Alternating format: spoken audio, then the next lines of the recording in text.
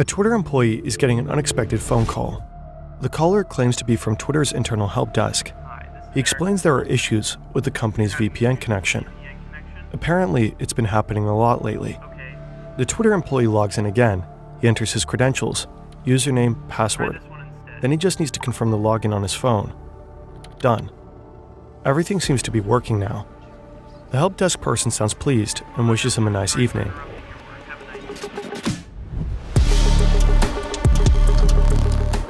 Graham hangs up. He cannot believe how easy that was. He doesn't work for the help desk, and definitely not for Twitter. He's 17, drives a white BMW, has a high-end gaming setup, and wears a Rolex covered in gemstones.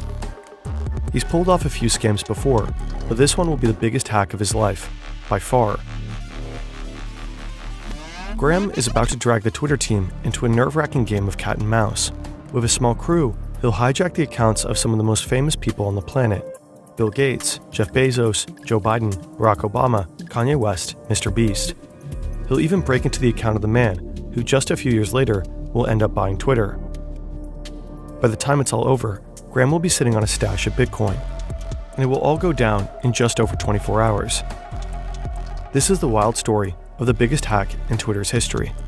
A fake tweet to be a major security breach at Twitter. with ties to a Florida Responds to the most high-profile. It's 2016. A 13-year-old kid is sitting in his bedroom in Tampa, Florida, playing Minecraft. His name is Graham Ivan Clark. He's playing Minecraft in hardcore mode, one death and it's game over. On YouTube, Graham goes by the name Open. In his videos, he talks about being homeschooled and how he doesn't have many friends. His parents split up when he was 7. He's raised by his mom along with his sister. Minecraft is his escape, a way to get away from real life. It doesn't take long for Graham to start bending the rules. This video is about a scammer, a liar, and just someone that is pretty scummy. You guys probably know him already. It's Open. Graham, aka Open, makes money selling rare Minecraft skins and flashy usernames. The catch, he never actually delivers them. According to him, by 2017, he's pulling $5,000 a month. He's only 14. But scamming a few Minecraft noobs isn't enough for him. He wants more. In 2018, Graham starts getting interested in crypto and stumbles across a forum called OG Users. OG Users is a shady corner of the internet. It's a forum to discuss and buy rare online usernames. It's crawling with hackers and scammers. They trade stolen or hacked online accounts. For $1,500, you could buy the late XXXTentacion's old Minecraft account or get a clean Twitter handle, like @Beers. Graham signs up under the name Graham $, and gets banned just 4 days later. Again, he took money, but never delivered. But in his few days on the forum, something else grabbed his attention. A new kind of scam. SIM swapping. An AT&T store in the center of Boston.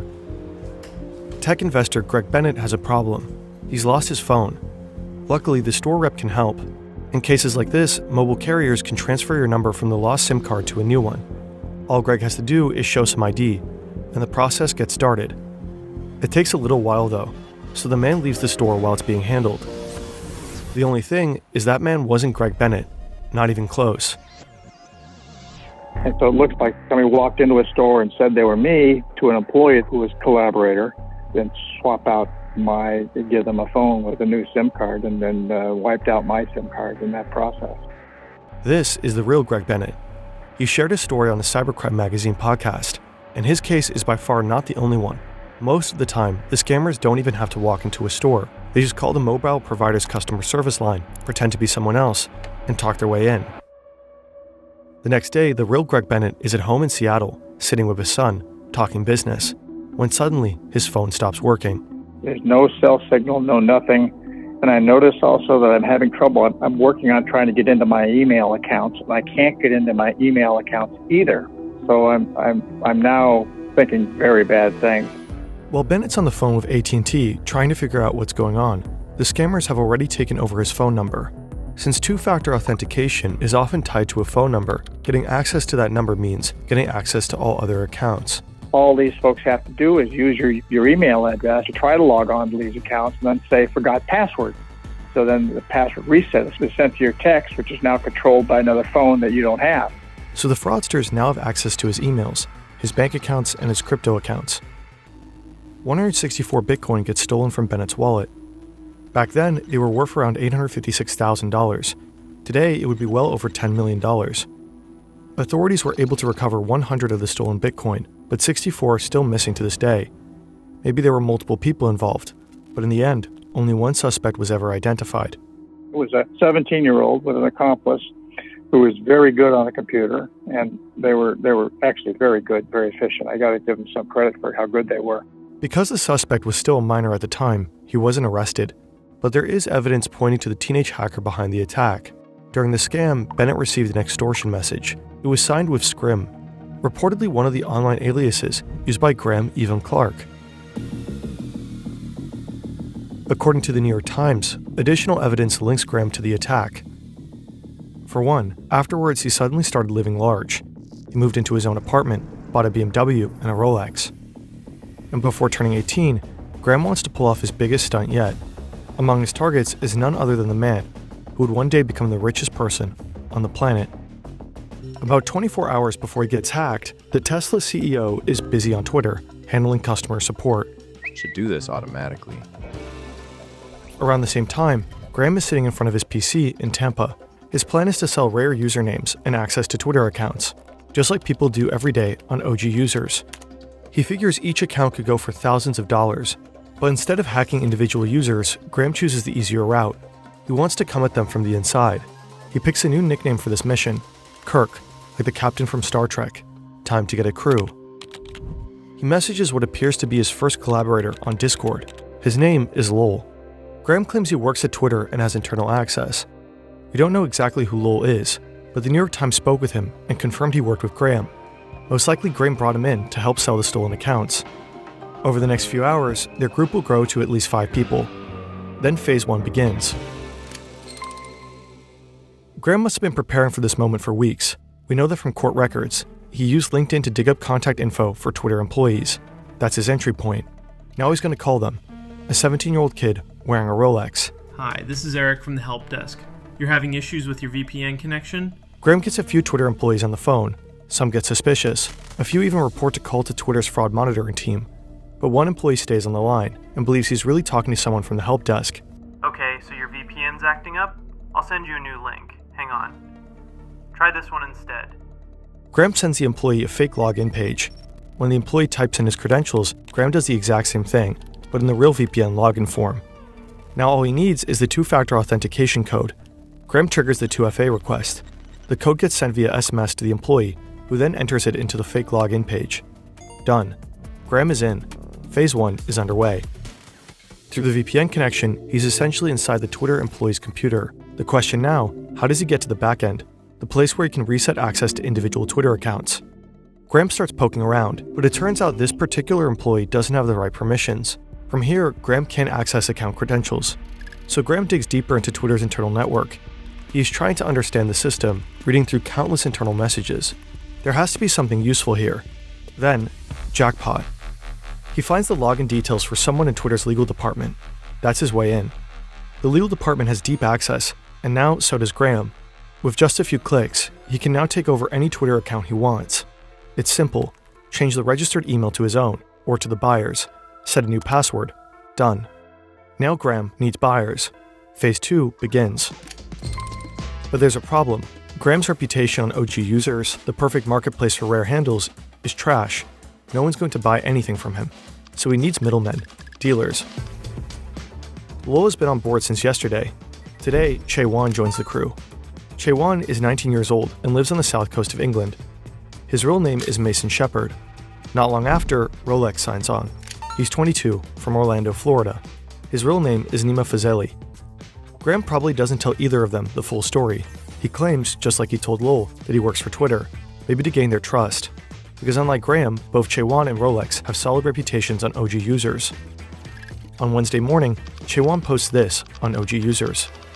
From $2,500 to $3,000, you can buy any Twitter account. Chausha even name drops some past customers, supposedly people who've already bought from him successfully. Payment is Bitcoin only, and no small talk. Buyers are told not to start the chat with "Hey," just drop the handle they want and make an offer. serious offers are discussed with Graham over Discord. 1359, Chewan. 5K for @XX, 3K at dark. Let me know. Guy wants them. Also, is @vampire doable? 5K for all three. Later that day, a potential buyer seems to become part of the crew. Joe. His real name is Joseph O'Connor. He's British too, and 21 at the time. He knows his way around SIM swapping, and is rumored to have been involved in an earlier hack of Twitter CEO Jack Dorsey. His exact role isn't clear, but Joe does post a tweet that shows that he's on the inside. It's Twitter's admin tools. Twitter takes it down shortly after it's posted. Behind the scenes, the platform has already started investigating. Since early that morning, they've been looking into strange calls from people claiming to be help desk staff. By now, suspicious login attempts are piling up. It's becoming clear this wasn't just a prank call. Someone is deep inside the system. For Graham, the clock is ticking. It's only a matter of time before Twitter catches on and shuts him out.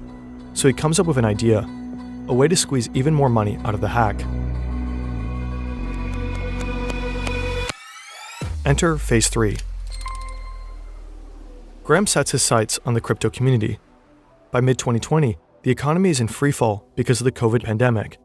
Stock markets are down, and so is crypto. Cryptocurrency's plunging right. So Graham launches a website, cryptoforhealth.com.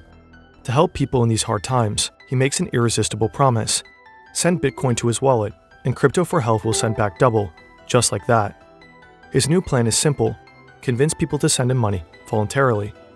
Now he just has to promote the platform, and he is the best tool to do so.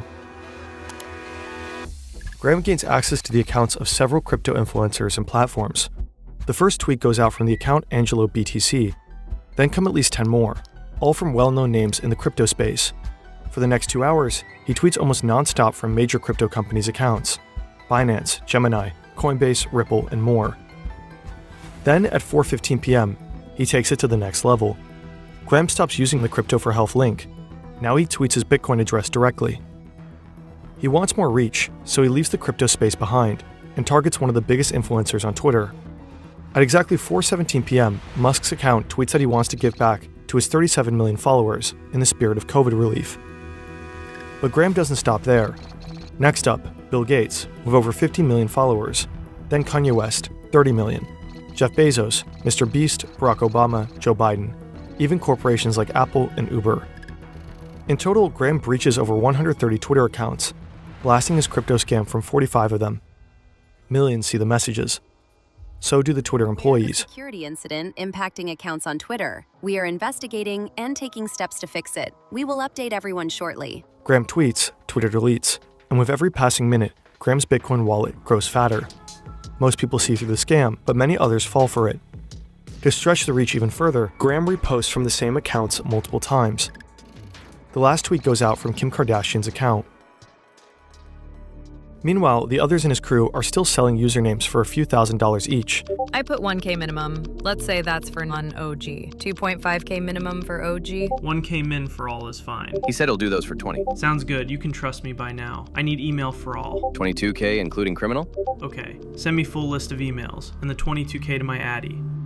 But these will be the last sales they make. Twitter is finally about to shut the whole thing down.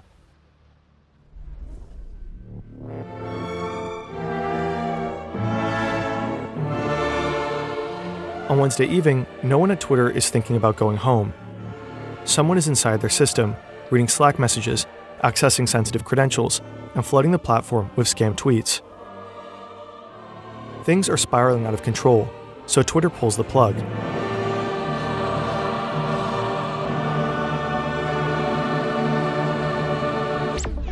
You may be unable to tweet or reset your password while we review and address this incident. The platform limits core functionality across the board. Many verified accounts can't post. They can't change passwords. Every account that had changed its password in the last 30 days is locked out as well. Twitter is trying to cut the attackers off completely. And it works. Graham can no longer change passwords, sell usernames, or push his crypto scam. Internally, Twitter starts killing all active VPN sessions, one by one. Every employee is forced offline, including Graham. The hack is over, and slowly a full picture of the fallout begins to emerge. In the scramble, Twitter didn't just silence celebrities. They also locked out news outlets and even the National Weather Service, which missed posting a tornado warning. By late that night, many accounts started working again, but some will stay offline for longer. Elon won't post for 3 days, highly unusual. On the other side of the world in England, Chaewon wakes up. So what's been Twitter's response? All verified accounts, locked in essentially. Details on how this It's likely the first time he realizes the full scale of what just happened. The others probably feel the same, except for Lowell, who had already started getting suspicious of Graham earlier in the day. Later that night, Chaewon sends him a disappointed DM. I'm not sad, more just annoyed. I mean, he only made 20 Bitcoin. Graham reportedly walked away with up to $180,000. Authorities alerted major crypto platforms. They blocked the wallets tied to Graham, preventing an estimated $1.5 million in additional planned transactions.